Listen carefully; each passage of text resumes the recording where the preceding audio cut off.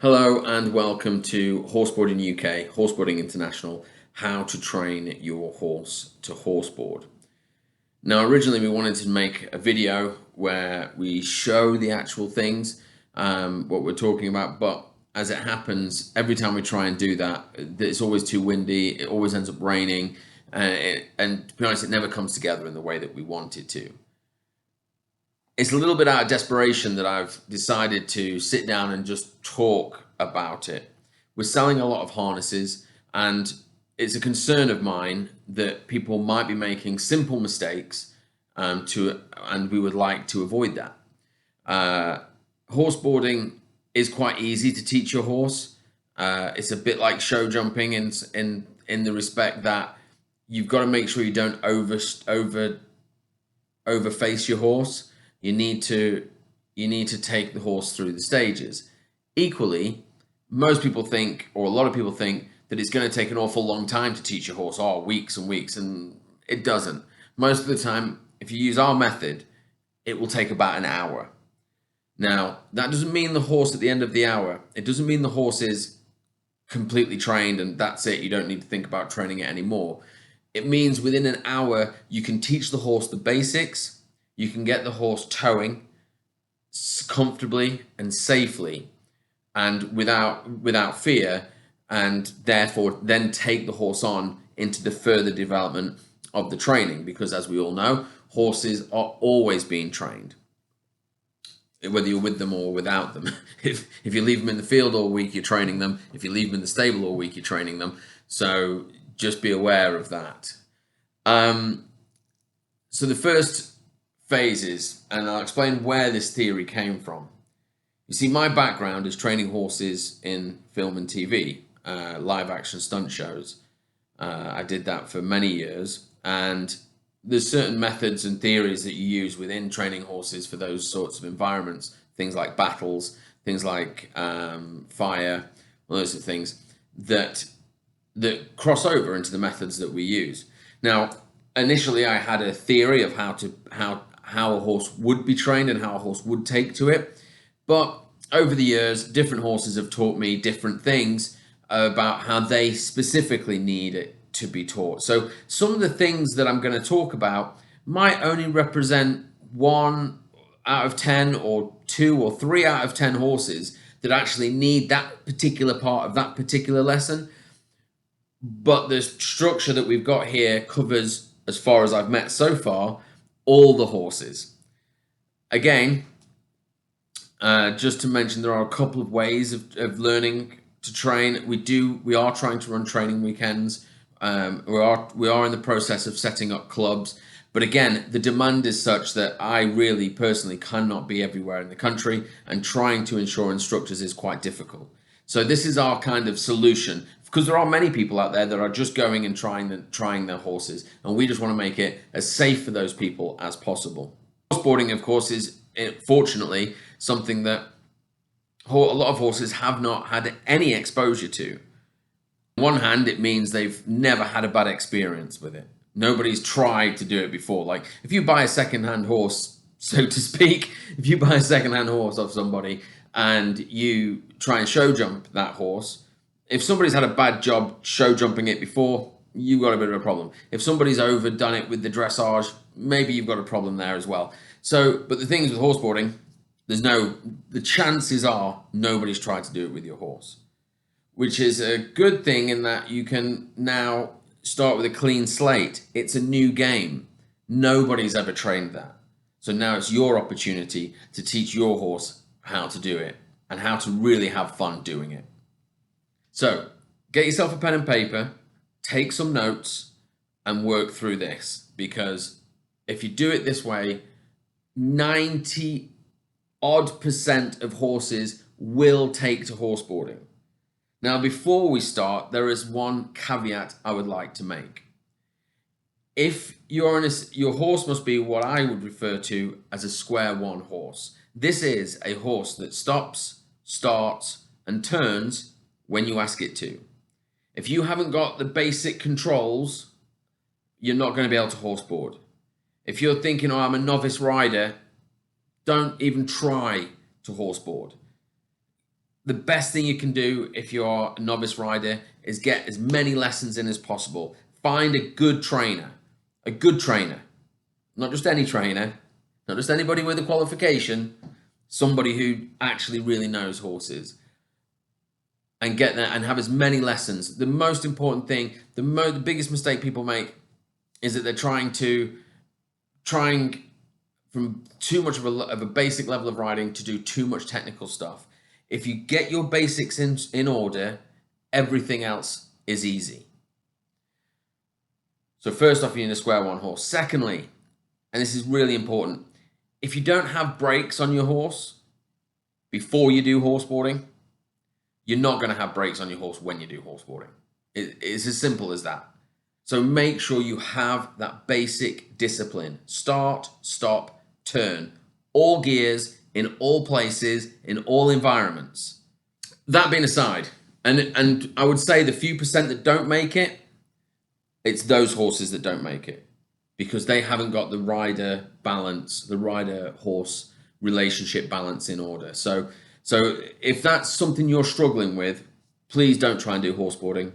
Please find a trainer and please focus on developing your riding skills, which is something that you're always going to have to be developing, and your horse's skills.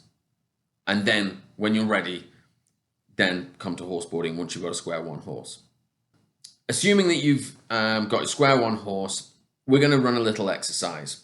And this exercise is something that I've played with in the past. I'm not saying that every person involved with film and fire and stuff does this, but it's certainly something that I play by, and it's certainly helped me train horses.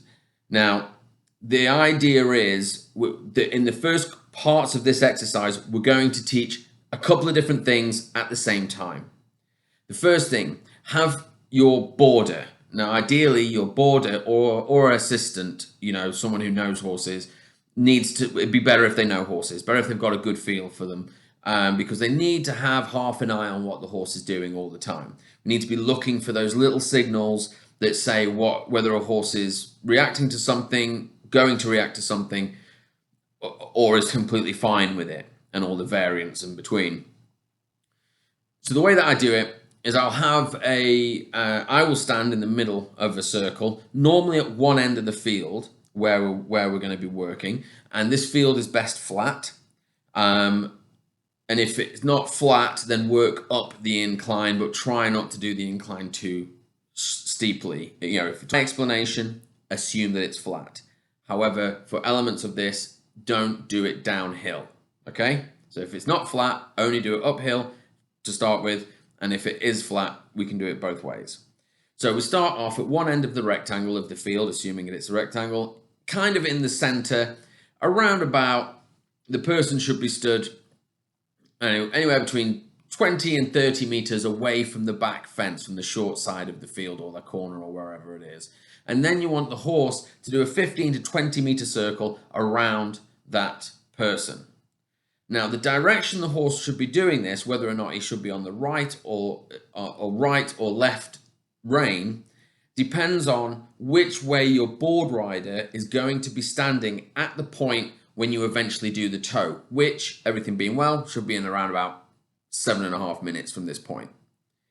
So for me, for example, I am a left foot forward board rider. It's been a while since I stood on a board, but I was a left foot forwards board rider. And so which means that for if I was standing and I was training the horse would be on its left rein. So it's going to walk around me in a left rein circle like this. About, a good distance out, as I say, around about 15 to 20 meters in a total circle with you in the middle. Good enough that you're not too close and that the horse also isn't too far away. Now, similarly to what I'm doing right now, as that horse is walking around, the instructor in the center just needs to be talking. It doesn't really matter about what. Talk about the sun, talk about the weather, talk about the grass. It really doesn't matter. The point is that we are making an environment where the thing that we're going to show the horse isn't the main objective. And this goes in an awful lot of skills with introducing horses to new things. Lots of people will try to stick the horse's nose on a thing. They're like, oh, the horse doesn't like that, so I'm going to push my horse's nose to it. Or focus on, I'm going to introduce this new thing to my horse, and I'm going to make a big deal about introducing it. Whereas if you just pay no attention to it and ignore it, the horses will also be like, well, it's chill. So the first part of the lesson, and I know that you've got to make sure the horse is worked in nicely. Nice walk, trot, canter, going around, doing its thing, and that it's responding and listening to the horse, to the rider, and it's chilled in the area that you're going to be training in. It's comfortable. Once you've done that, then you start this circle off. So I'll have the horse walking around in this circle, and I'm just going to chat rubbish. It does not matter what we're talking about. The point is, I'm there playing with a rope. There's a reason that I'm doing this. It makes more sense later on. Now, a rope, of course, all horses have seen ropes. They've all been tied up. The only issue I've ever come across is where I found a horse, or tried to train it. Well, I did train it, but it was hard work. A horse that had been roped as a foal, like someone had lassoed this thing. Don't ask me why. So anyway, so that was a bit more nervy about ropes. But most horses, they don't really care. And that's fine. So we'd have, of course, do a couple of 3 rounds. If it's not paying attention, you're just kind of playing with the rope, talking to the rider's talking to you, blah, blah, blah, blah, blah, blah. Now we get to the important bit. Now, as I said, I'm going to be going left foot forward, which is this way. So as the horse goes around me, when it comes to this point directly opposite to the line that I want to go down, and the straight line is very important, we turn the horse and we walk the horse into the position directly in front of the instructor, to the point of, I'm going to show you the profile, this is the horse's shoulder, sorry. So the horse's chest is here, this is the horse's shoulder. And it's literally right next to the board rider, obviously keeping this space, it's inside your normal space that you would allow necessarily the horse to be all the time, and it's also inside their space a little bit. So, and at that point, and that's the play, really you want that front shoulder directly in front of that board rider. Now, listen, if your horse moves just a little bit, don't worry about it. Don't get obsessed by it, because you can end up getting into a massive fight over an inch over putting a foot there, and it's not worth it. Just give the horse a pat. It doesn't really matter. It's all about fun. So what we're going to do is a little bit of desensitizing here. Pat the horse all over, put the rope all over, both sides, over the neck, around, rub it, under the belly a little bit, over the bum a little bit. Be aware, down the legs a little bit, because they need to know that this rope can go all over them and it's not a problem. Okay? It's a little bit like carriage horses, knowing that the poles can touch them, or they might have a little fiddle, and they might, when you get to the ribs, they might tickle them a little bit, and they might lift the leg a little bit, but it really shouldn't have much of a problem. And the horse should stand well enough, and everybody should be relaxed. So then we're going to attach the handle to the harness. Now, if you bought the handle and the harness from us, you'll be on the website as well. There is a how-to video how to fit that to your saddle. We do recommend, although I don't know if it's mentioned in that you wear a breastplate of some description. A 3-point or a 5-point are great. We originally, just as a cursory note, tested that harness with no breastplates on. And for the most part, if you're only doing steady canter and your girth's tight enough, it shouldn't cause a problem. It's only really at the top end of racing, when the guys are really galloping and really changing direction, that the saddle might shift from side to side a little bit. And then you want that harness, you want the breastplate on. So we've got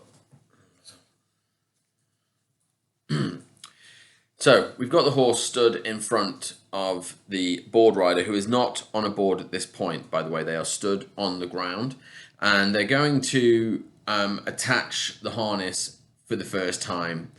Now, very few horses will react to this, but the most important thing, which is also shown, I believe, in the how to attach your harness, is there is a snap shackle on the rope. This is at the end of the rope. This is the piece before the leash. It's a little metal clip, and it's got a hook on it. It comes down like this.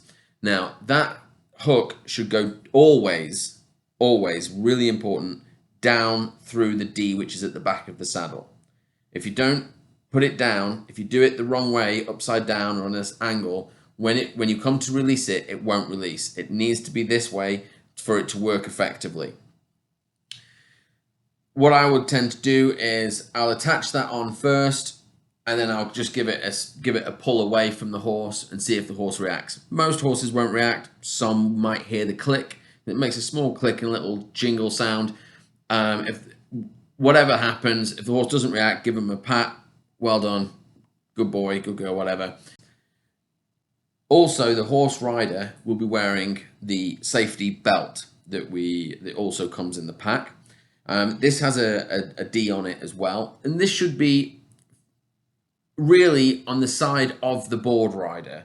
We recommend, it's not essential, but it is better if it's on the side of the board rider. So for me, as I spoke about earlier, I'm on my left foot forward, the horse is stood in front of me facing in that direction, and so ideally the clip will be, or the D on the horse rider's belt will be on the side closest to me. There is a 3-pin panic release which connects to that D. That is on a leash which comes back to that snap shackle, which is at the back of the saddle. Now the reason that we put this on is twofold. First of all, it allows, and the reason it was actually designed, is it allows the horse rider to, in the case of an emergency or in a general release anyway, to reach down, grab hold of that, the sheath of the 3-pin panic release, pull that down, it automatically releases, push the arm out, which will release the panic release on the back, the snap shackle on the back, and then throw it down. There is a video on this. It's not a great video. The sound isn't great, but it does demonstrate it, exactly how the harness should be fitted and how the panic release works. So I'm not going to go through in too much detail into describing that. I will put a link below to that video. Again, it's an old video. We did it on a day where it was windy and we didn't have the right sound, but there it is. That will explain exactly how that works. Again, it's important that the D on the belt is also facing down and not along with the stitches. So the stitches are above the D rather than underneath the D, because if the stitches are underneath, every time you're pulling it down, you're going to damage the stitches. They're very well made, but it's just better to put it the other way. The second part of that handle system is that if the horse rider should fall from the horse, the leash that's connected to the snap shackle will automatically release the handle. But the point is, the handle will release, and if the horse is loose, it's not now loose with a handle. There's also a breaker in the system that, in the highly unlikely event, and I say this is highly unlikely because in the 10 years that we've been registered as Horseboarding UK, and in the years of experimental before that, I've never seen it happen. But there is also a breaker on the top of the snap shackle. There's a strong ring that we've actually attached to it, which is it carries that takes about 70 kilos to break. I think it's rated to that. And then there's another ring on top which has no weight bearing at all.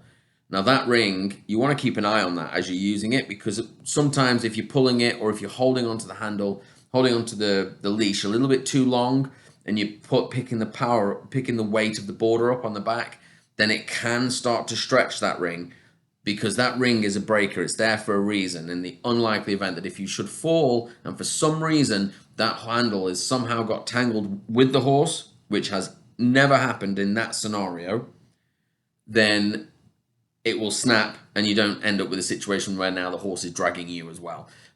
So that system, it just needs to be checked on. Sometimes once those rings go, you can just use a key ring for it. Sometimes people use a cable tie, just something that isn't going to carry a lot of weight. But like we say, that system has never been tested, as in it's never actually happened. Every time anybody's ever fallen off in competition, as far as I know, that scenario just never presented itself. But it's not impossible, so we put that breaker in. So, a coming back to the training. You've clipped it in, you've clipped it on the horse rider. The horse is being chill, it's all cool. One of the most important things is don't allow the rope to dangle to the floor, really at any point, whilst it's attached to the horse rider, if you can avoid it. The reason is, if you've got it dangling down low, it's easy then for the horse to step over it. If it makes a little side step, you're very close to the horse. So just keep that rope up. Keep a little bit of pressure on it. Step back from the horse and then ask the horse rider to release it. So they'll grab hold of the sheath, like I said, pull it down, take the arm out. And as they take the arm out, it should release the clip on the back. Now, if it doesn't, it means that the leash, which goes between the panic release and the snap shackle, is too long. There's an adjuster on there. You can shorten that up, no problem. It should be just about long enough that you can stand up in the stirrups and it not be tight. Because what you also don't want is if you're moving around during the race, you're getting a bit animated in the saddle or ducking under poles, as you see some of the elites do. You don't want to move out the saddle and have that all of a sudden release the panic release on the back, because then all of a sudden you're carrying the weight. It doesn't normally, when that happens, rare again, but it does happen. It doesn't normally pull the rider off for the most part. It normally just puts pressure on them. The rider tends to feel it, and they will release the handle off them, and then the problem solved, or the breaker will go. I will get the rider to do this 3 times, to release it and drop it on the floor. Release it, drop it on the floor, release it, drop it on the floor. Going from the riding position, so you've got your reins in your hands, putting them to one hand, taking the leash, removing it, and dropping the handle on the floor. We're doing this for a number of reasons. One, we're making sure that the horse is okay. So every time we do it, big praise, wow, well done, pony. Love and praise. Not treats. You don't need to use treats in this exercise. I'm not saying treats are not something that you can use as a form of training. It's something that I have used at times when training horses, maybe certain liberty things, although that wasn't really my specialty. And maybe in some forms when I was teaching horses about jousting. But other than that, generally, treats are there for real, in my opinion, for the very beginning of instruction. Once you've got that very beginning of instruction, you've used the treat to help explain a situation. Once you've explained the situation, the treat should not be expected. It should be expected that you give a cue and the horse responds to that cue. So this is why I say treats aren't necessary with this. Just a bit of pat, just a bit of love, and they'll appreciate it.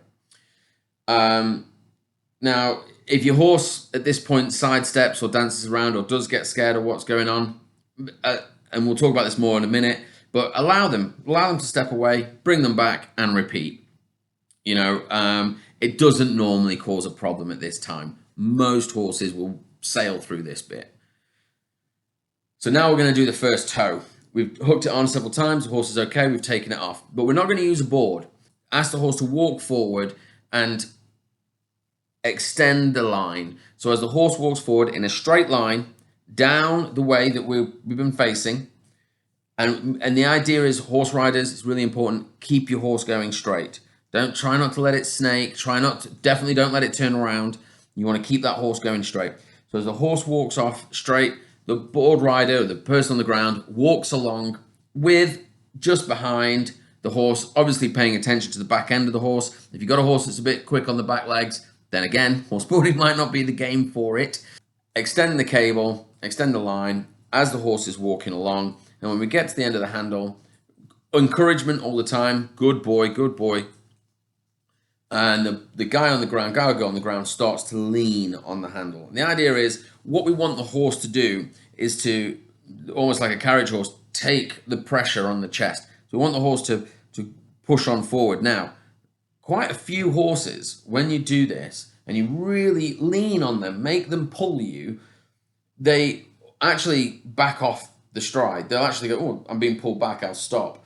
And at this point, it's important that the horse rider asks the horse to take on the stride and ask the horse to push on. You'll find horses like cobs and stuff just do it 100% naturally. It's just bred in them. I've even seen them take up the end of the line, like they're taking up the strain in a carriage. And you want the horse to engage and drive that thing forward, drive the harness forward and drive the saddle forward and pull the person that's on the ground. You kind of putting quite a bit of pressure on the point, is it here? You're not, it's more than what you would get in a general normal tow because of course you're on wheels. You're actually going to pull against them a little bit. And again, this is to test them in a bit more of an extreme fashion at a slow speed and in a controlled manner. Once the horse is driving forward, and you'll feel the difference because you'll feel the handle and it'll kind of come with you, and then the horse will drive forward and it's like you ain't holding on to that, mate. Like it's taking you. Let it walk on 3, 4, 5 strides maybe. And then what you need to do is, and it's a little bit tricky, gently release the power on the handle. So you're releasing the weight that you're putting on the handle as you bring the horse down. What you don't want to do is, because if you suddenly release the handle, the horse is going to trot on. And that's what we don't want. We want the horse to just walk and then, okay, and stop. Ooh. And lots of communication from the person that's on the ground really helps. Bring the horse to a stop. Collect your rope up. Keep the horse facing forward. Really important. Collect the rope up. The board rider, the guy on the ground, takes off the handle from the horse rider and from the saddle. Clip, clip. Lots of pat, lots of love. Good job. Your horse has just done its first tow. So now we're going to do the second part. We return the horse to where we started from and we put the horse back on that circle. But this time we're going to introduce it to the board. So when you introduce it, and some horses won't care, but some will. And I would say probably 50% or so will react to it more than won't.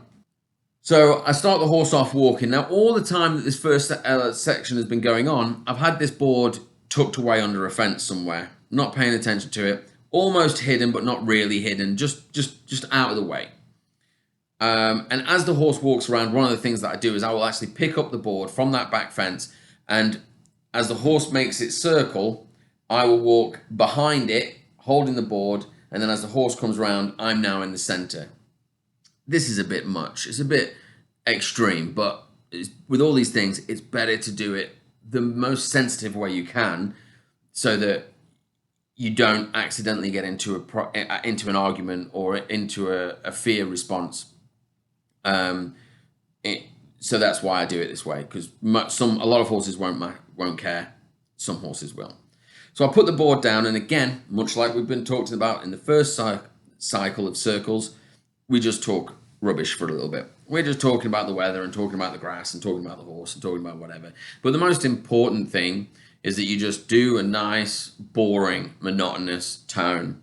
And it's nobody really cares, nobody's really interested, and everybody is chill. And we're trying to get this thing that the horse is chilling as well. And whilst we're doing this, what I would do is I put my foot on the board. I'll start to roll the board backwards and forwards. The first lap, the horse is probably looking at it or even not paying attention to it. You'll see a little ear twitch and things like that. You want to be aware of that. He becomes aware of what the shape is. So he's like, that's an interesting shape.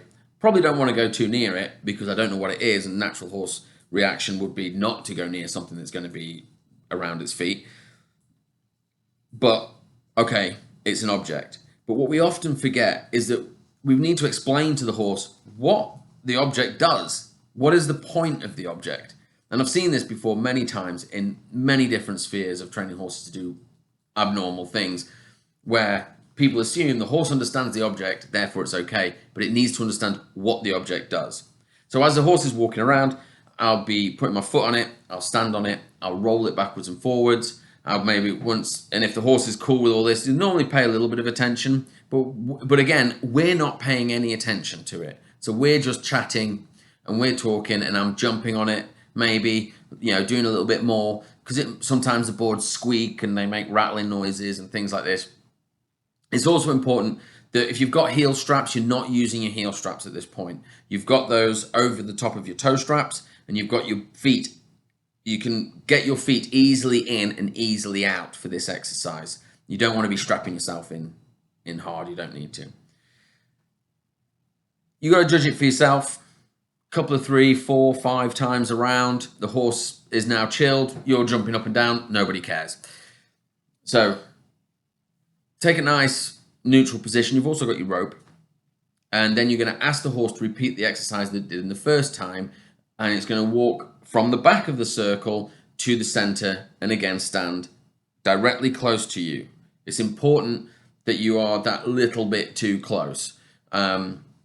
We'll give the horse a pat, lots of love, ask him to step on a step. Hopefully he doesn't sidestep and things like this. We're then going to hook onto the back of the saddle. We're going to hook onto the horse rider. And then we're going to ask the horse. Taking up the tension means you go to the end of the line and you ask the horse to stand just for a second whilst you have tension in the line.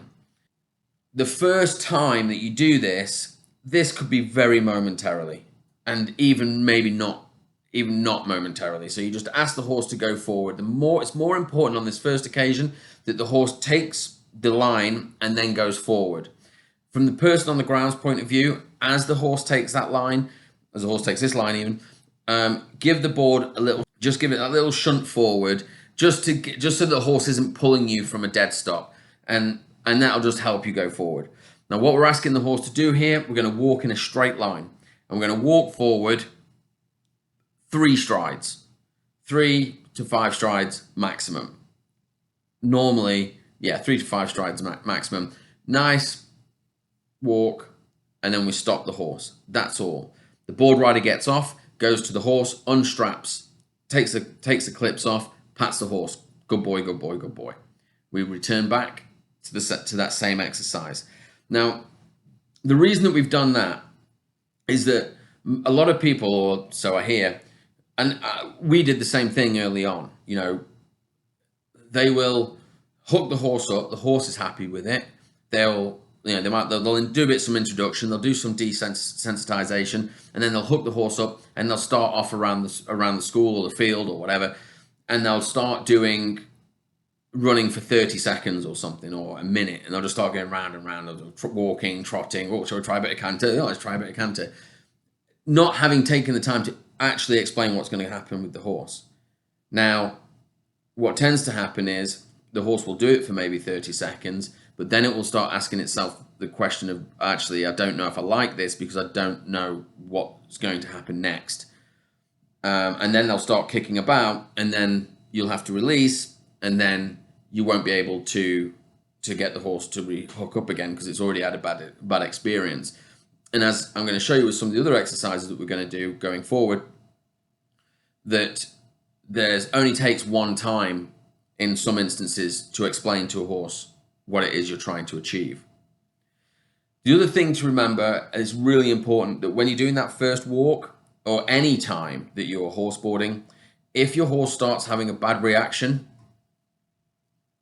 certainly in the first part of training, so certainly within this first hour, there are some exceptions when you get a little bit more experienced, but generally in your first period, if the horse has any reaction, starts to bolt, starts to buck, starts to get rid of the handle first, and then deal with your horse, particularly if it's bolting, if it's running away from you.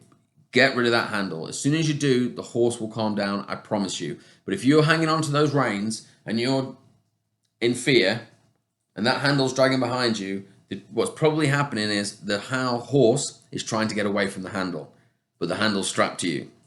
So we try and avoid that. So we return back to this first circle again. We ask the horse to walk around in a circle. We repeat the exercise a couple of times around this time because the horse understands it and the horse is getting the idea. And what we're trying to teach the horse is that every time he's near the board and the board rider, he gets pats and he gets love. Great. Where is he going to want to be? He's going to want to be by that board rider. So we take him round again. He walks in, pat, pat, pat. Attach the handle. At this point, the board rider should keep the handle. Attach the handle. Ask the horse to walk on. This time we're going to take the tension. And each time we're adding different things in. So we're going to take the tension, we take the horse to the end of the line, and we stand. Just for a moment, and this is very dependent on the horse. If you've got a horse that's really good, and it's just going to stand there for 10, 15, 20 seconds the first time, and not turn, that's the most important thing, then you're away. but some horses might be a bit fidgety and might be not quite as calm in this moment. So as you're getting them to the end of the line, the best thing to do is you just stop them very briefly. Good boy, good girl, and go forward. The board rider needs to be aware of this, and again, give that little shunt forward with the board, just so they're not pulling you from a dead stop. This time though, when you go up the same straight line, you're going to go walk, trot for 3 strides, like 1, 2, 3, walk, and stop. It's important that you go through the gears. Remember, the board doesn't have any brakes. If you go from trot to stop, the board is going to catch up with you real quick. So walk, trot, walk, stop. Write that in your notes. As soon as your horse is stopped, board rider again slips the feet out of the bindings because you're not using your heel straps, remember. You go to the horse, you unclip, and pat the horse. Good boy, good boy, good boy. Now, it's normally by this point that the horse starts to really bond with the board rider. If you've gone through all those stages, and this only takes less time than it takes for me to explain it, but so at this point, the horse will actually start to join up with the board rider, and you should use that as best you can, because you want the horse to have a good relationship with your board rider. If they're scared of the board rider or they've got anything, then it's not going to work very well, particularly the further on you get. So now we're going to repeat the exercise one more time. We're going to take the horse down to the bottom end again. We're going to now sometimes, I must admit, I will actually do this next one from the other end if we've covered a lot of the field, but it depends, so walk, trot, walk, stop. Sometimes I'll just walk them back to the start point. It's kind of depending on the pony, really, and how much space you've got, because this next one you're going to need a lot more space. You're going to repeat the exercise. Horse walks in a circle, comes into the center, pat, pat, pat, hook on. Now, the point that I've made that I've said and not actually explained is that I want the horse in front of me. The reason for this is that if the horse is in front of you and it starts messing around, most of the time it will go away from the board rider. If the horse is behind me, it's just going to pull me off the board. There's nothing I can do about it without me turning around. If the horse is in front of me, I can lean back into the board and into my heels, and it's a safer, more controllable start. You shouldn't get any of that really at this point, but this is why we do it facing the horse. This is why we ask the horse to stop by the board rider, and this is why we ask the horse to stop at the end of the rope. It's all about discipline, making the horse and those hookups really important. A lot of the elite teams, when you get further on and the horses start getting excited, it's a different ball game. But for this exercise, this is what we need to do. So the third time, the horse comes in, we hook it on, it comes up to the edge of the handle, it takes up the tension. We're now going to walk, trot, canter, trot, walk, stop. And we're going to do that in a straight line. And when we get to the end, we unhook, we take the board off, we pat the horse all over, lots of love, well done. And again, it's only 3 strides. Every time we build a new gait, it's 3 strides. Why? Because if we leave the horse to think about it too long, it might get upset about it. But if we do a really short introduction, we do this, and then we stop while the horse is still working it out, the horse like, oh, great, we go and stop and we get a pat. Excellent.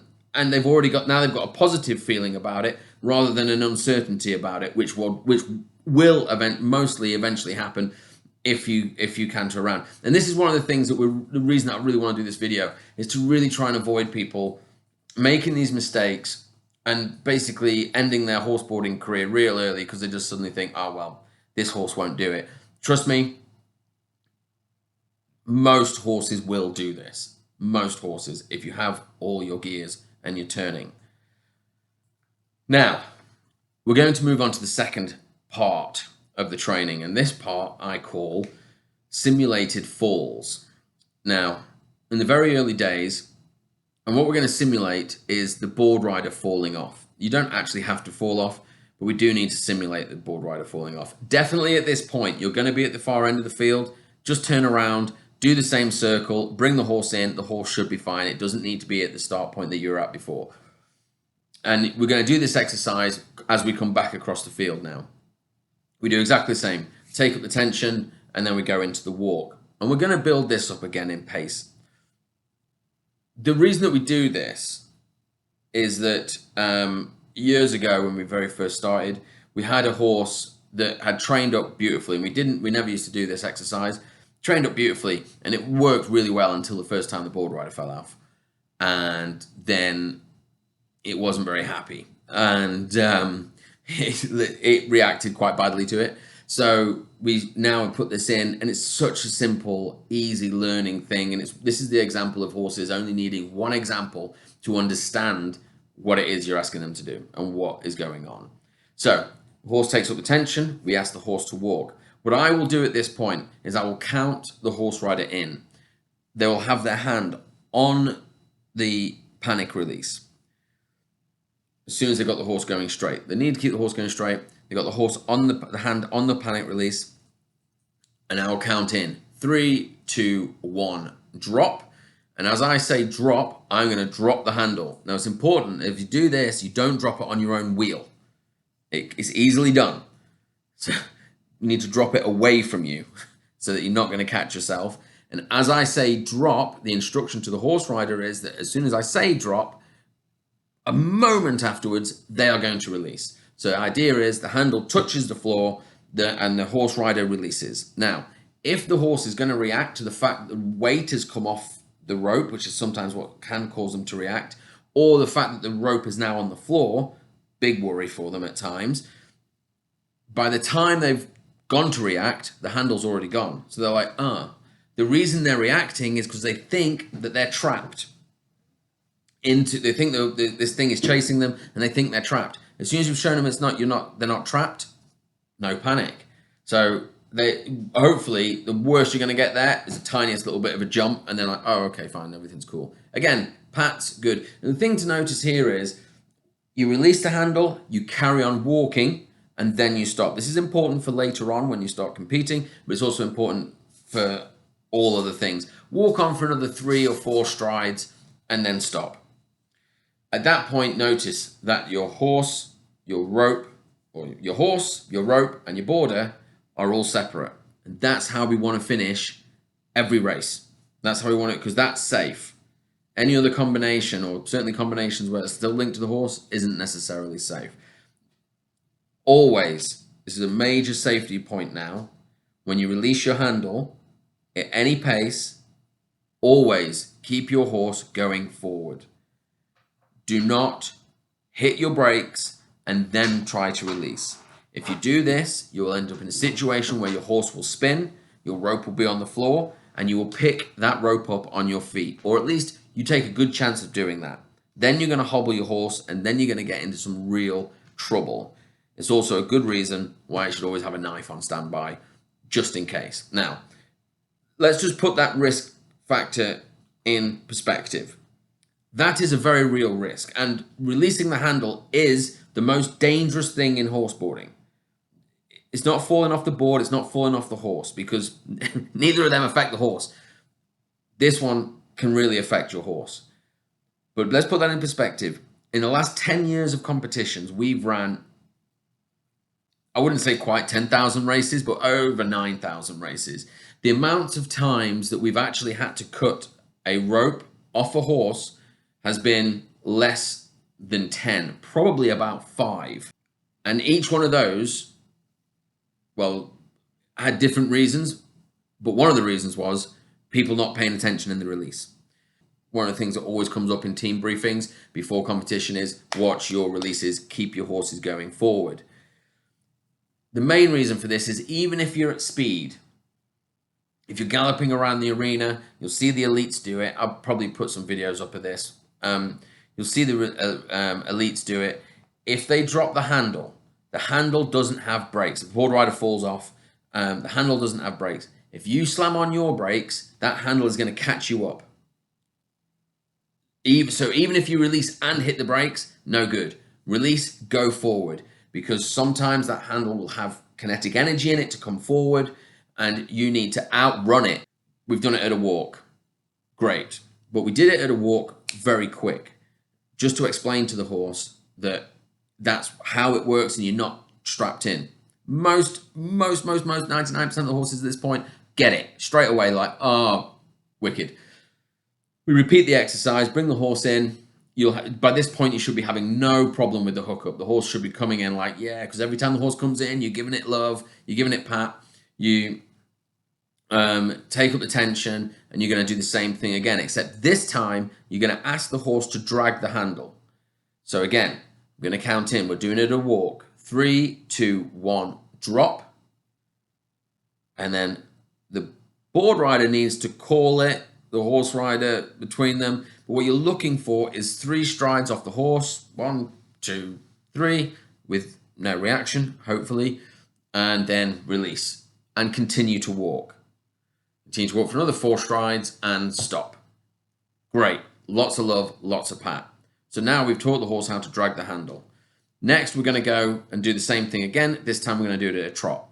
Take the horse up into the trot. 3, 2, 1, drop. Release. Drop the handle, carry on, and stop. Great. No bother. And now we're getting ready to do it at a canter. So, canter's slightly different, because doing it on the straight line, and in most fields, if you've got a huge field, then it can be done, but I don't tend to do it at that point. I tend to now go on to the course.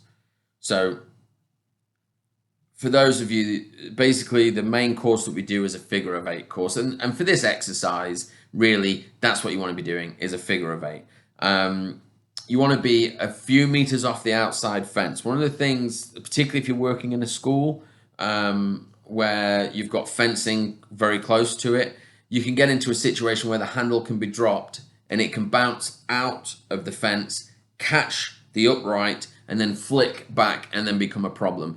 So it's better, if you're doing that and the board rider's doing that, just be aware that you're going to want to put the handle onto the inside of the circle so it doesn't bounce out to the outside. It's not really something that I ever really do. I tend to do it in a field where there's loads of room and there's nothing that it can catch on to flick it anywhere. But a mark out for a figure of 8 course. Our courses are always, the actual track is always 4 meters away from the outside fence. That gives the board rider stopping distance and just keeps everybody safe who's spectating. We have, what we're going to do is we're going to start, for example, I prefer my heel side turn anyway, and I will ask the horse, so I'll start the horse working on the left rein. Let's say we've got a big diagonal. We send the horse off on the diagonal, along the side to do that, that turn. We're going to do the oval to start with. Normally I'd do a lap, and what we do is start walk, go into trot, because it's easier for them to trot, and then break into the canter. So remember, at this point, we've only cantered once before, but it won't matter. The horse has got it. Should, most of the time, have it at this point. But you've got to judge the horse as well. Like if the horse is being a bit twitchy, or it's a little bit, its tail's in the air, or it's flapping its tail around, you want to be avoiding that. It might react to the rope being on its back. One of the things that you can do is put a sheepskin on the end of the rope. We don't send them out naturally because most horses are actually fine with it. But you want to avoid, you definitely don't want to get it underneath the horse's tail. And you don't want to be putting too much pressure. I'll talk about the length of the handle as well. That's another point in a moment.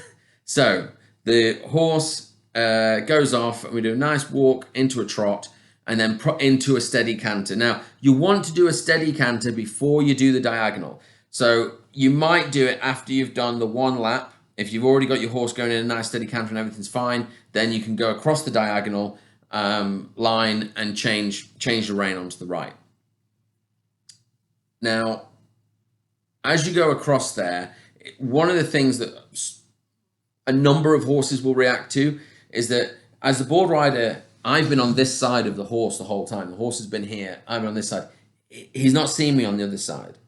And that's something different. Everything that's different needs to be introduced and needs to be explained. So as the horse goes across the diagonal, I'm going to move myself over to this side, because generally when you're learning, it's better to have the horse on the outside of the circle and the board rider on the inside. Later on, when you're racing at speed, you want to be doing it the opposite way around, but that's top end stuff, okay? So don't worry about that right now. It's easier for the horse, and this is something I'll argue to my grave, it's easier to the horse, for the board rider to be on the inside. And if you've got that rope going across the hind quarter, down where that leg is pressing down, on the inside back leg is pressing down, that's the most power that you can get from that horse as it pulls you around, as opposed to being on the outside where you're kind of pendulum and riding the out like a wakeboarder around the outside. And it's the easiest, for me, it's the easiest thing for the horse to do. So I will always position myself on the inside of each turn when the horses are first learning. As the horse goes across and I come along behind it, the horse may look as it sees me on that side. The horse rider needs to be aware of this. Very few, but it has happened where horses have just seen me on that side and spun around. Just like, what are you doing? That's a really dangerous situation. You never want to have the rope in front of the horse. It needs to be behind the horse all the time. If the horse spins around to this position, unless you can immediately turn the horse back the way that it turned and go forward again, you should release and get rid of the handle and get the horse away from the handle as quickly as possible. In the event that you need to repeat this exercise, you just bring this out, and what the board rider should do is, as they lean out to this outside and the horse just sees them, just feather yourself back in behind them. So they kind of see you, they kind of look at you, you go back in, you kind of explain that you're there, and the horse goes, okay, you're there. But what you shouldn't do is come out wide on this side for the first time, because that will cause the horse to turn, or more likely to cause the horse to turn. As you go into this next turn now, you're on the inside, the horse is taking a slightly wider line, you go around, and then what I would tend to do is do a full lap of canter with the horse, talking nice, blah, blah, blah, blah, blah. But a full lap isn't. Yeah, do a full lap because it's the first time he's seen on that side, and he's doing a continuous canter all the way around until you get to the last straight, facing back to where you started from in the first place. As soon as the board rider's straight on that line, so the horse has come around the corner and you're now straight. So I'll do that again. You come around the corner, the horse is in front. The board rider is now straight behind. As soon as you're straight, you start counting down. 3, 2, 1, drop. Make sure you don't drop it on your wheel.